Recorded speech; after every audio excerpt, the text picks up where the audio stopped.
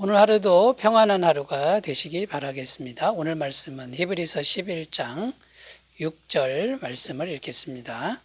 믿음이 없이는 하나님을 기쁘시게 하지 못하나니 하나님께 나아가는 자는 반드시 그가 계신 것과 또한 그가 자기를 찾는 자들에게 상 주시는 이심을 믿어야 할지니라. 아멘. 네, 오늘은 히브리서 11장 6절 말씀, 한 절 말씀 가지고 함께 은혜를 나누겠습니다. 오늘 본문 말씀이 뭐냐면 한마디로 믿음의 내용이 무엇이냐. 그러니까 구원받은 성도는 믿음이 있어야 하는데 그 믿음이란 구체적으로 무엇을 믿는 것이냐. 이런 주제가 되겠습니다. 그래서 오늘 말씀을 근거로 해서 성도가 믿어야 할 믿음의 구체적인 내용이 무엇인지 함께 찾아보면서 은혜를 나누는 그런 시간이 되겠습니다. 자, 첫 번째, 성도가 믿을 믿음의 내용. 첫 번째는요, 하나님이 계신 것을 믿어야 한다고 말씀하고 있습니다. 6절 말씀을 다시 읽겠습니다. 믿음이 없이는 하나님을 기쁘시게 하지 못하나니 하나님께 나아가는 자는 반드시 그가 계신 것과. 자, 이렇게 기록하고 있지요. 첫 번째로 말씀하시는 것은 하나님이 계신 것을 믿어야 한다. 이렇게 말씀합니다. 자, 하나님이 살아계신 것을 믿어야 하나님이 기뻐하신다. 그러니까 믿음이 없이는 기쁘시게 하지 못한다. 이렇게 말씀하셨죠. 그러니까 하나님이 살아계신 것을 믿을 때 하나님이 기뻐하신다라는 의미가 됩니다. 자, 여기에 담겨 있는 의미를 좀 더 생각해 보면요. 첫 번째, 하나님은 인격적인 관계를 원하신다라는 겁니다. 인격적인 관계를 원하신다. 자, 인격적인 관계란 살아있는 존재끼리의 만남, 대화, 사귐, 이런 것들을 의미하는 거죠. 그러니까 인격적인 관계는 살아있는 인격, 살아있는 인격, 이 두 인격이 서로 만나서 대화하고 사귀는 이제 그런 의미라는 것입니다. 그러니까 살아있는 존재는 아무래도 말을 걸고 교제를 나누는 것이죠. 당연한 말씀 같지만 어떤 사람들은 인격적인 관계를 생각하지 않는다는 겁니다. 그냥 하나님을 생각하면 교리적인 지식 또는 신앙의 형식, 외적인 형식만 준수하는 것으로 생각할 수 있다라는 것입니다. 그러니까 살아있는 인격체로 생각해야 이제 살아있는 분으로 이렇게 믿는 것이 되는데 지식에만 머물고 형식에만 머물면 살아있는 관계가 되지 않는다라는 거죠. 자, 하나님은 이런 신앙, 그러니까 외적인 신앙, 형식적인 신앙, 그 다음에 교리적인 신앙을 기뻐하지 않으신다라는 것입니다.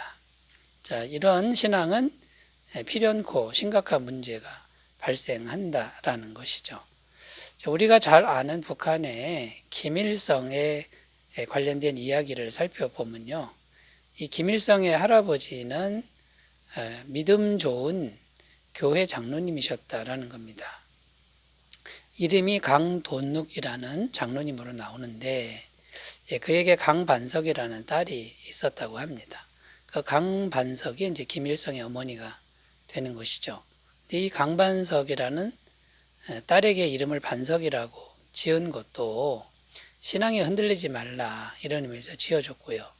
그 동네에 믿음 좋은 청년 김형직과 결혼을 시켰습니다. 그래서 믿음의 가문을 이어가라 이렇게 바랬는데 그 사이에서 태어난 아이가 김성주, 오늘날의 김일성이 되는 것이죠.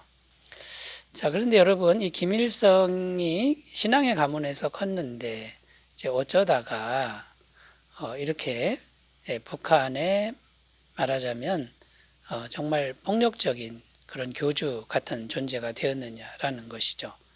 이 김일성 자서전을 보면 이렇게 기록합니다. 매주일 어머니는 예쁜 옷을 입고 교회에 갔다. 그런데 목사의 설교는 너무나 지루했고 길었다. 어머니는 내내 졸고 있었다.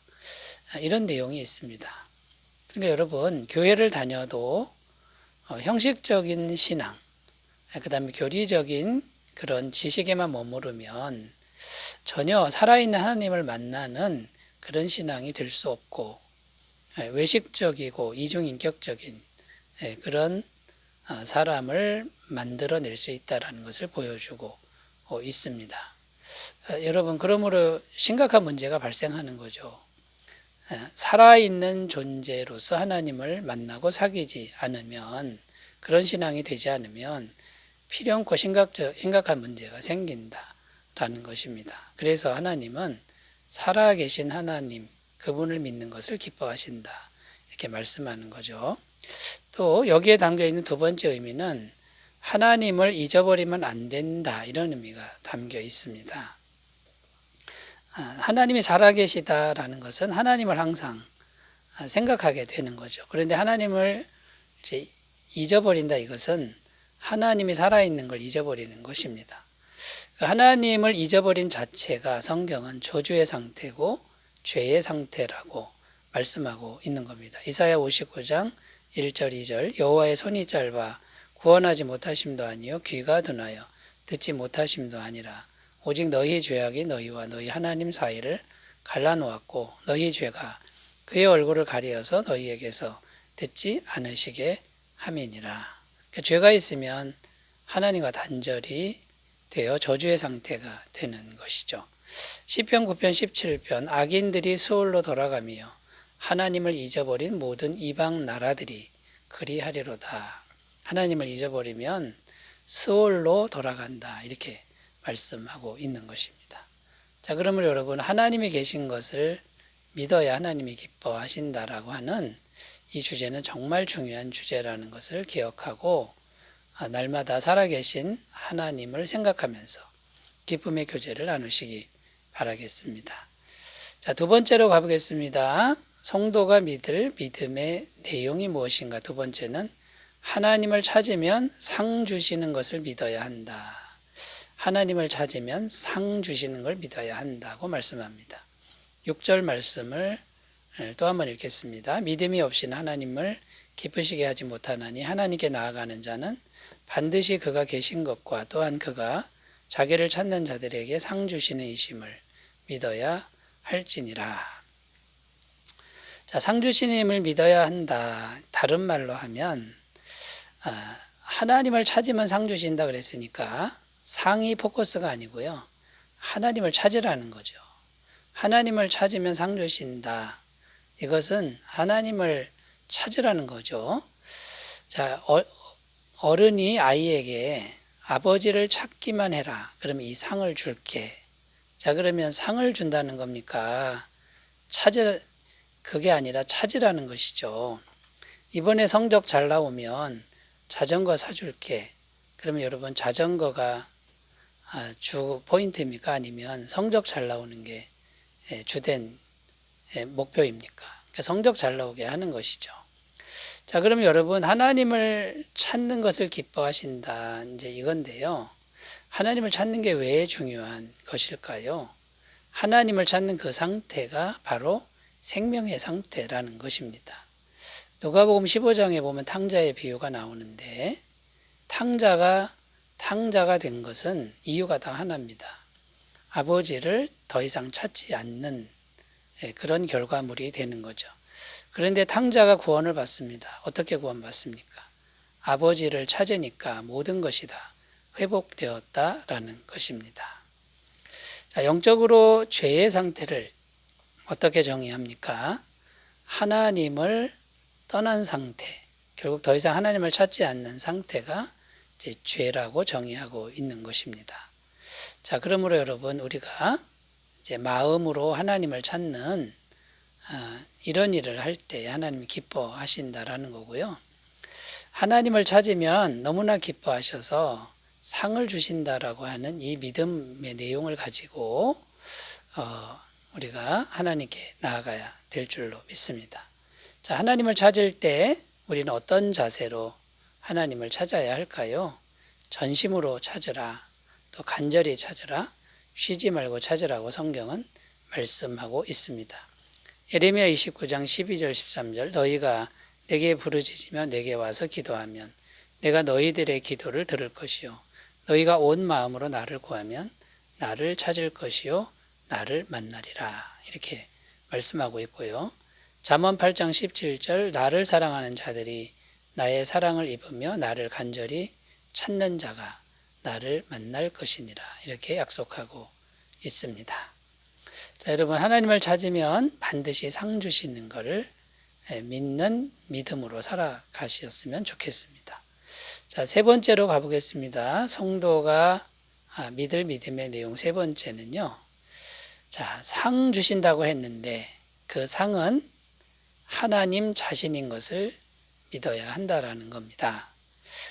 자, 상 주신다 그랬는데 우리는 본질적으로 하나님보다는 하나님 손에 있는 어떤 선물, 축복 이런 거를 바라죠. 그런데 하나님은 우리에게 하나님 자신을 상으로 주고 싶어 하신다라는 겁니다.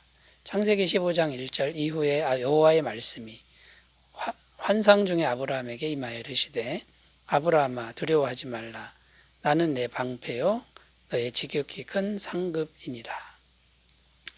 자, 상을 주는 게 아니라 내가 너의 상급이다. 하나님이 곧 상급이다. 하나님 자신을 주고 싶어 한다라는 것이죠. 로마서 8장 32절 자기 아들을 아끼지 아니하시고 우리 모든 사람을 위하여 내주시니가 어찌 그 아들과 함께 모든 것을 우리에게 주시지 아니하겠느냐. 자, 이 말씀도 보면 모든 걸 주신다. 요게 초점이 아니고요. 아들과 함께 모든 걸 주신다. 결국 아들이 초점이 되는 거죠. 예수님이 초점이 되는 겁니다. 그러니까 여러분 예수님을 상으로 받으면 예수님께 속해 있는 모든 것을 더불어 받게 된다는 그런 말씀이 되는 거고요. 예수님을 상으로 받지 않으면 다른 모든 것도 받을 수 없다. 이제 이런 의미가 이제 되는 것입니다. 자, 그러므로 여러분 하나님이 주고자 하는 진정한 상은 하나님 자신이고요. 하나님과 우리가 인격적인 관계로 만나는 것. 이게 진정한 하나님이 원하시는 상이다라는 겁니다. 그러므로 여러분 보이지 않는 하나님과 영으로 마음으로 인격적으로 교제하시고 만나시는 그런 매 순간마다의 삶이 되셨으면 좋겠습니다. 자, 오늘은 성도가 믿을 믿음의 구체적인 내용에 대해서 살펴보았는데요. 하나님이 살아계신 것을 믿고 인격적으로 교제하시면서 반드시 상 주시는 것을 믿으며 하나님을 간절히 찾는 귀한 삶이 되시기를 바라겠습니다. 기도합니다. 하나님 아버지, 우리에게 참된 믿음을 허락하여 주옵소서. 예수님의 이름으로 기도드립니다. 아멘. 좋은 하루 되시기 바라겠습니다. 감사합니다.